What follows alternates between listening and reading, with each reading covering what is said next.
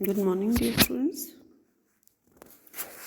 We were discussing about agaricus, agaricales order का member agaricus, और इसका हमने सिस्टमेटिक पोजीशन ले ली थी, स्ट्रक्चर ले लिया था, वेजिटेटिव स्ट्रक्चर ले लिया था, और फ्रूटिंग बॉडी क्या होती है वो देख ली थी. अब हम इसका रिप्रोडक्शन ले रहे हैं, और रिप्रोडक्शन में हमने थोड़ा बहुत डिस्कस कर लिया था सेक्सुअल रिप्रोडक्शन. एक बार हम वापस सेक्सुअल रिप्रोडक्शन से स्टार्ट कर रहे हैं, जिसमें तुमको थोड़ा सा बेसिक कंसेप्ट उसके क्लियर हो जाएंगे. तो ज़्यादातर जो स्पीशीज़ अगैरिकस की होती हैं वो हेट्रोथैलिक होती हैं, और जो एस्परजिलस इसकी अगैरिकस की बाइस्पोरस जो स्पीशीज़ होती है वो होमोथैलिक होती है. जो हेट्रोथैलिक होती है इसका मतलब कि उसमें मेल और फीमेल का जो फ्यूजन होगा वो अलग अलग प्लस और माइनस वालों से होता है. जो प्राइमरी माइसीलिया हैं जो कि बेसिडियोस्पोर के जर्मिनेशन से प्रोड्यूस होते हैं वो दो अलग अलग स्ट्रेन के होते हैं, और वो मेल और फीमेल सेक्स ऑर्गन का काम करते हैं. बेसिडियोस्पोर से फॉर्म हुए प्राइमरी माइसीलिया. अब ये जो प्राइमरी माइसीलिया हैं इनके बीच में सोमेटोगेमी होती है. सोमेटोगेमी किस में होती है? Somatic Haifa of opposite strains. और इसका रिजल्ट क्या होता है कि डिप्लोडाइजेशन हो जाता है और फॉर्मेशन ऑफ सेकेंडरी माइसीलियम होता है. और ये सेकेंडरी माइसीलियम जो होता है ये फ्रूटिंग बॉडी बनाता है, जिसको हम कहते हैं बेसिडियोकार्प. क्या बनाता है? Fruiting body. प्लास्मोगेमी में इनका प्रोटोप्लास्ट फ्यूजन होता है प्लस माइनस स्ट्रेन का. उसके बाद कैरियोगेमी होती है. कैरियोगेमी में दोनों के न्यूक्लियाई फ्यूज होते हैं, और उसके बाद मियोसिस होती है. ये प्रोसेस, पूरा प्रोसेस जो होता है सेक्सुअल रिप्रोडक्शन का प्रोसेस होता है. अभी हम ये देख रहे हैं कि ये जो है प्लस और माइनस स्ट्रेन के, देखो मोनोकैरियोटिक हाइफा है, दो हाइफा, दो अलग अलग हाइफा. ए वाले डायग्राम में. बी में हम देखेंगे ए और बी का जो टिप वाला है वो सेल वॉल फ्यूज़ हो गई है. सेल वॉल फ्यूज़ हो गई, इसका मतलब वहाँ पे उस सेल के अंदर प्लस और माइनस स्ट्रेन का दोनों न्यूक्लियाई आ गए बी में. सी में अब इसकी ग्रोथ, जो फ्यूजिंग वाला सेल है इसकी ग्रोथ ऊपर की तरफ स्टार्ट होगी, और ये जो है इसमें डिवाइड होकर के डाइकैरियन वाला माइसीलियम बनेगा, जिसको हम कहेंगे सेकेंडरी माइसीलियम. अब ये देखो इसके फॉर्मेशन हो रहा है, और न्यूक्लियाई किस तरीके से डिवाइड करके डाइकैरियोटिक हाइफा बना रहा है. ये देखिए डाइकैरियोटिक हाइफा.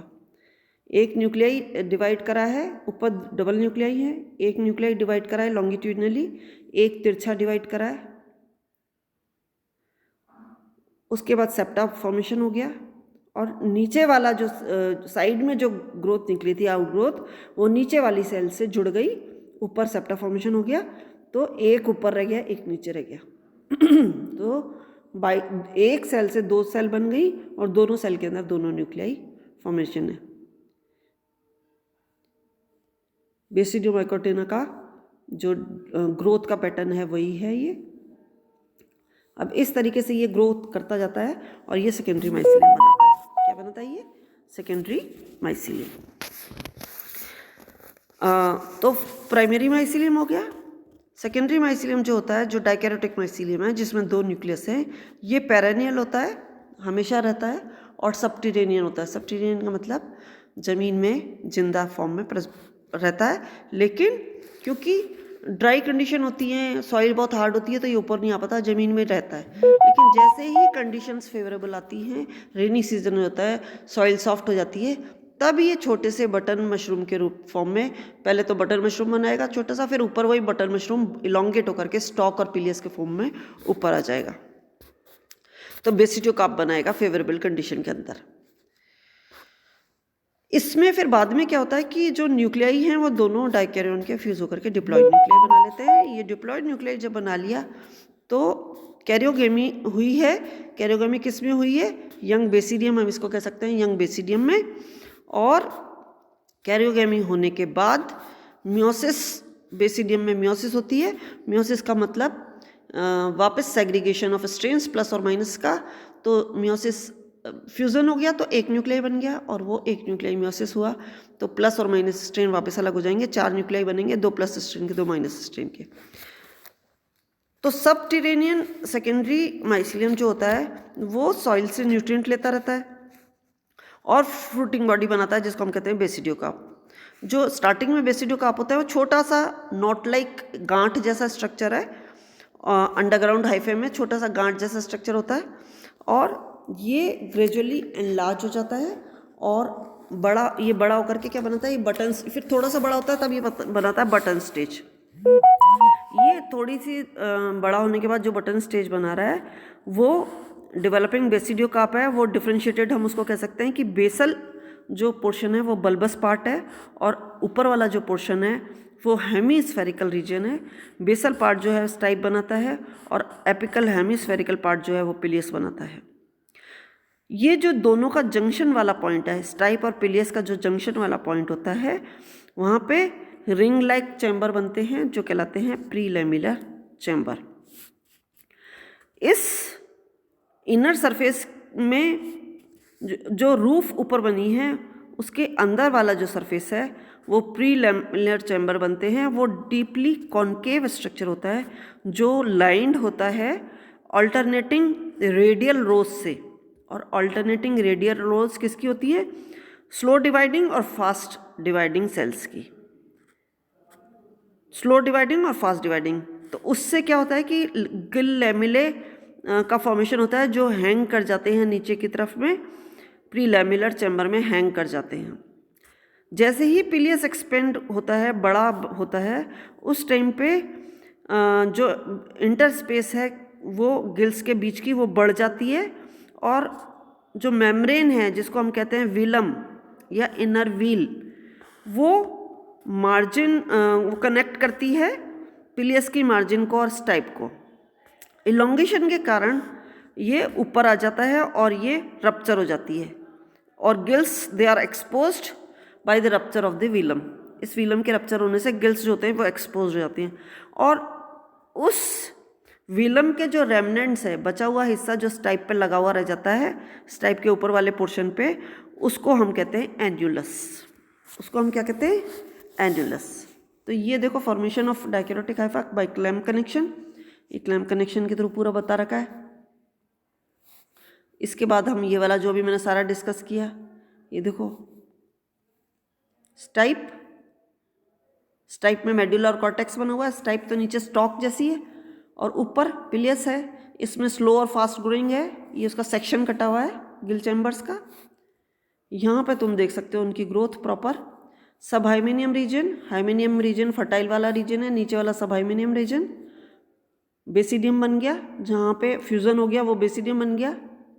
फ्यूज़न होने के बाद ये लॉन्गेटेड जो 4 न्यूक्लियाई हैं, वो 4 न्यूक्लियाई देखो, ये 4 न्यूक्लियाई बेसिडियस पोस्ट के फॉर्म में बाहर आ गए और ये फिंगर लाइक प्रोजेक्शंस के थ्रू ये बाहर आ करके। तो ये स्ट्रक्चर है फर्टाइल रीजन का। ये देखो वापस development of basidium and basidiospores. Secondary mycelium जो डेवलप हुआ था जहाँ पे न्यूक्लियाई का फ्यूजन, ये 2 न्यूक्लियाई हैं, इनका फ्यूजन हुआ। फ्यूजन होने के बाद मियोसिस हुई और मियोसिस के बाद आप देख सकते हैं ये 4 न्यूक्लियाई प्लस और माइनस स्ट्रेन के, ये जो स्ट्रक्चर है ये मोटा फूल गया है, क्लब शेप हो गया है, इसमें स्टिग्मेटा डेवलप हो गए और ये चारों न्यूक्लियाई जो हैं 4 स्पोर्स के फॉर्म में, बेसिडियोस्पोर्स के फॉर्म में बाहर आ गए। जो बेसिडियम है, इंपॉर्टेंट कैरेक्टरिस्टिक ये है कि बेसिडियम इसमें अनसेप्टेट होता है और ये चारों बाहर आ गए। 4 बेसिडियोस्पोर्स बन गए, 2 प्लस स्ट्रेन के 2 माइनस स्ट्रेन के।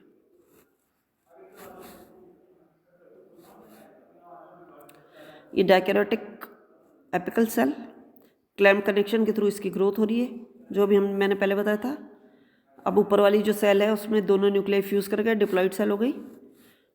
डिप्लॉइड सेल क्लब शेप हो चुकी है, बेसिडियम बना लिया और विदाउट सेप्टेशन ये जो डिप्लॉइड न्यूक्लियाई था इसके अंदर मियोसिस हुई, बेसिडियोस्पोर्स बन गए और ये बेसिडियोस्पोर्स स्टिग्मेटा के थ्रू बाहर आ गए।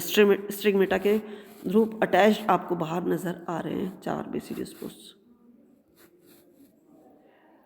इसको हमने कल डिस्कस करा था, वापस मैंने इसको आज लिया है। डेवलपमेंट ऑफ बेसिडियोकार्प, ये देख लो, ये हमने सारा कल लिया था। इसी को और डायग्राम के थ्रू अगर हम देखना चाहें तो ये वाला, ये देखिए, ये एन्युलस विलम का बचा हुआ पोर्शन, क्योंकि छोटा था तो पूरा ये कवर्ड था, ऐसे छोटा था तो पूरी एक कवरिंग में कवर्ड है। जब बड़ा हुआ तो ये जो कवरिंग है ये रप्चर हो गई, और रप्चर हो गई तो स्ट्राइप पे जो उसके रेमनेंट्स यहाँ पे स्टॉक पे रह गए उसको हम एन्युलस कहते हैं। ये देखो एन्युलस, ये एन्युलस बता रखे। तो स्ट्राइप के ऊपर एन्युलस के इसके रेमनेंट्स जो है एन्युलस कहलाते हैं, विलम के रेमनेंट्स। और ऊपर जो स्ट्रक्चर दिख रहा है पूरा हाइमेनियम, हाइमेनियम फर्टाइल वाला रीजन है, और उसके अंदर वाला रीजन जो हाइमेनियम के अंदर वाला जो स्ट्रक्चर है वो सब हाइमेनियम होता है, जो उतना फर्टिलाइज नहीं होता। ये बेसिडियम और बेसिडियोस्पोर्स का फॉर्मेशन फर्टाइल रीजन में। तो ये ट्रॉमा, सब हाइमेनियम और हाइमेनियम 3 में डिवाइडेड है। बीच का स्ट्रक्चर इसमें जो डार्क दिख रहा है ब्लैकिश, ट्रॉमा, फिर सब हाइमेनियम और हाइमेनियम, टोटल फर्टाइल वाला रीजन। हाइमेनियम कौन सा रीजन है? हाइमेनियम ये वाला रीजन है। हाइमेनियम ये वाला रीजन है जिसके अंदर इस तरीके के स्टिग्मेटा बन रहे हैं लगातार। बेसिडियम बन रहा है, स्टिग्मेटा बने, और बेसिडियोस्पोर्स, ये हाइमेनियम वाला पोर्शन है। ये हाइमेनियम वाला पोर्शन, ये देखिए बेसिडियम, बेसिडियोस्पोर्स जिसमें स्टिग्मेटा, ये हाइमेनियम वाला पोर्शन है। इसके नीचे सब हाइमेनियम, और सब हाइमेनियम के नीचे अंदर वाला पोर्शन ट्रॉमा। ठीक है, ये इस तरीके का स्ट्रक्चर का फॉर्मेशन इसके अंदर हो जाता है। स्लो और फास्ट ग्रोइंग होते हैं, इसलिए ये गिल्स के फॉर्म में लैमिलर स्ट्रक्चर उसका डेवलप हो जाता है। ये जो लैमिला बने ना, ये लैमिला, ये गिल चैम्बर, स्लो और फास्ट ग्रोइंग होते हैं, तो कोई ज़्यादा बढ़ जाता है, कोई कम बढ़ जाता है। स्लो एंड फास्ट ग्रोइंग लैमिलर, तो लैमिलर ग्रोथ हो गई, लैमिलर ग्रोथ हो गई। लैमिलर ग्रोथ में जो जिसमें लाइन लाइन दिख रही है, छोटी छोटी लाइन लाइन बाहर की तरफ निकलती हुई, ये छोटे छोटे लाइन वाला स्ट्रक्चर, ये वाला स्ट्रक्चर है बेसिडियोस्पोर्स, बेसिडियम वाला। ठीक है, तो ये हमारा बिल्कुल इसका बेसिक कंसेप्ट हमको क्लियर हो गया कि किस तरीके से इसमें फॉर्मेशन होता है। ठीक है,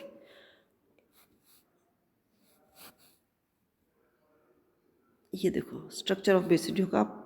mature fruiting body can be differentiated into stipe and pileus, और इसको अगर हम और डिफ्रेंशिएट करें तो स्टाइप, पिलियस, और पिलियस में ट्रॉमा है, सब हाइमेनियम है और हाइमेनियम है। ट्रॉमा, सब हाइमेनियम और हाइमेनियम। स्टाइप क्या है? Basal part of basidiocarp, and hypha of this region run longitudinally parallel to each other.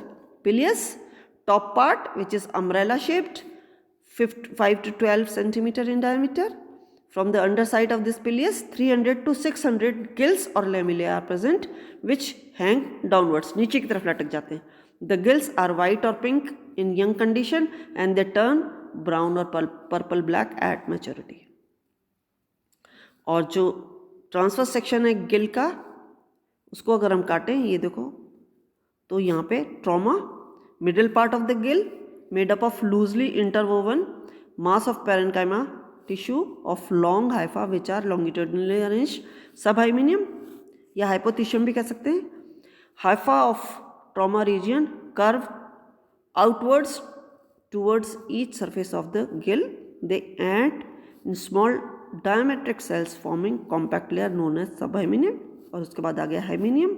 Outermost layer lies in the surface of subhymeneum covering sides of the gill. Some branches emerge out almost at right angles to the subhymeneum and develop a palisade-like layer consisting of fertile and sterile region. कुछ जो sterile they become enlarged and project beyond the basidial layer and they are known as cystidia. They are called as cystidia. ये देखिए. अब next lecture में एक बार वापस structure of basidiocarp लेकर के discharge and dispersal of basidiospores लेंगे. काफ़ी सिलेबस तुम लोगों का हो चुका है. एगेरिकस हम ले रहे हैं. बस एगेरिकस के बाद केवल एक जीनस आप लोगों का बचा रह जाएगा और उसका नाम है सर्कोस्पोरा. और सर्कोस्पोरा होते के साथ ही आपके फर्स्ट ईयर का फंजाई का सिलेबस टोटल कंप्लीट हो जाएगा. ठीक है। तो अब हम नेक्स्ट लेक्चर में इसी बेसिडियो स्पोर्स का कैसे डिस्पर्सल होता है इसका स्ट्रक्चर ले लेंगे और इसका डिस्पर्सल कैसे होता है वो ले लेंगे, और उसके बाद हम सर्कोस्पोरा लेंगे। सर्कोस्पोरा के साथ syllabus of fungi will be completed. ठीक है, ओके।